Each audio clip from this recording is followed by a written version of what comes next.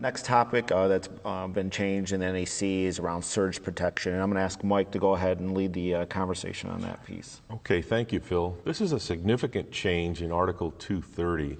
Section 230.67 is new, titled Surge Protection, and it's required for services supplying dwelling units, and that's pretty broad in application.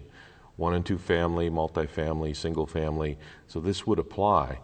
And really the code is responding to an increased need to protect electronics within the dwelling unit that are necessary for safety, such as the electronics within GFCI and ASCI devices, the electronics in smoke alarms, some fire alarm systems that include smoke detectors and heat detectors. There's a lot of electronics that are used within the home these days, and this is a safety-driven change to protect the electronics within that equipment.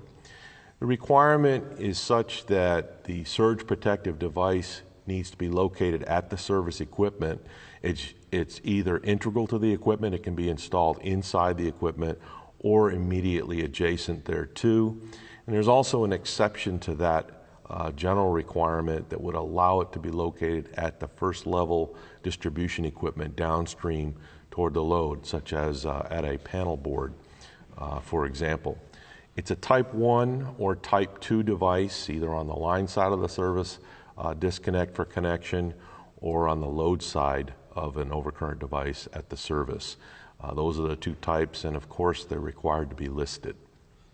This is also going to require that there's a first level subdivision that gets into replacement. So where you're doing a service upgrade, you're going to have to provide a surge protective device. In the past, it's always been an option for the homeowner, but now it's going to be a requirement. And as Mike pointed out, it will protect all of that sensitive electronic equipment in other areas of the NEC that is designed to protect the occupants of the dwelling.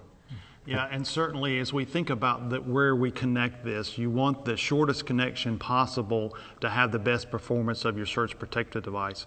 And if you don't install it at the service equipment, then you would need to install surge protection at each distribution point downstream, so at sub panels downstream as well, if you don't supply it there at the service.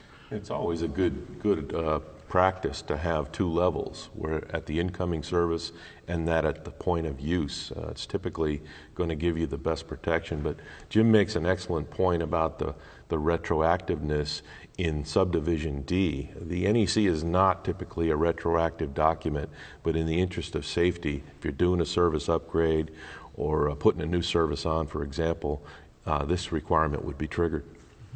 Yeah, speaking of new changes for safety, for 1 and 2 family dwellings, we now have a requirement for an outside emergency disconnect.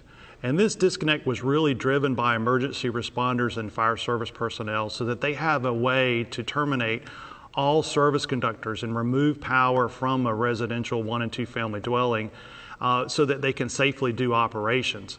And the equipment has to have a short circuit current rating equal to or greater than the fault current, and it's got to be in a readily accessible outdoor location. So this emergency disconnect can take many different flavors depending on what other roles it might serve.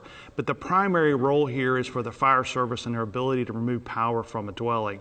It's a safety issue so that they're not trying to pull meters or anything like that to remove power for a dwelling. They're not having to wait on the fire service on the utility to show up and cut power to the dwelling before they perform operations. So this is one of those changes that is obviously very impactful, because now you've got an outside disconnect at a readily accessible location for all 1 and 2 family dwellings, but it's also in the name of safety. And I think for emergency response personnel, this is an important change.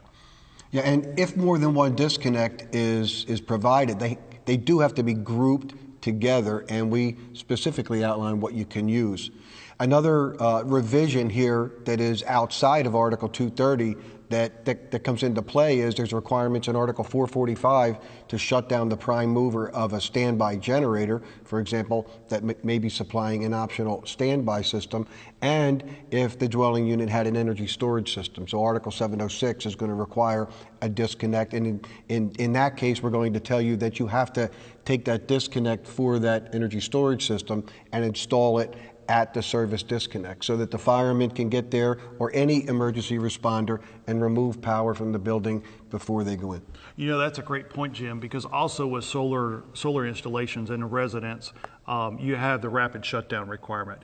And so these disconnect functions perhaps could be consolidated, right? And one disconnect performs several functions, but it's clear now from a fire service response, emergency response, that they need that access. Yeah, and there's multiple ways that you're going to be able to do this. It could be a service disconnect. So in areas of the country where we put the panel board outside, then all you're going to have to do, it's going to be done, but you're just going to have to label it emergency disconnect, service disconnect. You can have a meter disconnect upstream, and you'd label it emergency disconnect, meter disconnect, but not service equipment. And I think one of the most popular ways to get it done is going to be taking SE cable into a meter housing and having a device, because list item number 3 permits other listed disconnect switches or circuit breakers as long as they're suitable for use as service equipment. And in that case, you would mark it as emergency disconnect, not service disconnect. So what that means is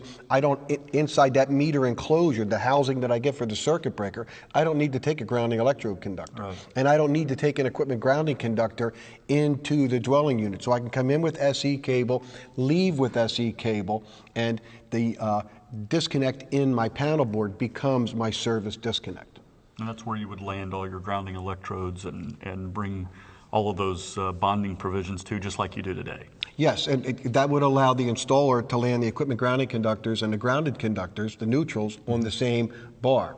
If we treat the disconnect outside as a service disconnect, then when we get inside, what we have is at that point we have a feeder into a panel board inside the home, and we need to isolate the grounded conductors from the equipment grounding. So we're going to have we're going to separate the neutral and separate the grounding conductors in that panel instead of landing them on the same bars. Yeah, if you choose to do it that way, yes. Yeah, and one more item in the marking piece. It's really clear that the outside marking of the product is where you have your emergency disconnect marking. Jim walked through all the different scenarios as the function of the disconnect switch, but as far as the marking, you want something that is readily accessible and readily visible even at night for the fire service. So red background, white letters, emergency disconnect is what you'll see on the outside of the enclosure, regardless if the handle of the disconnect is actually inside. This will be on the outer cover of the enclosure.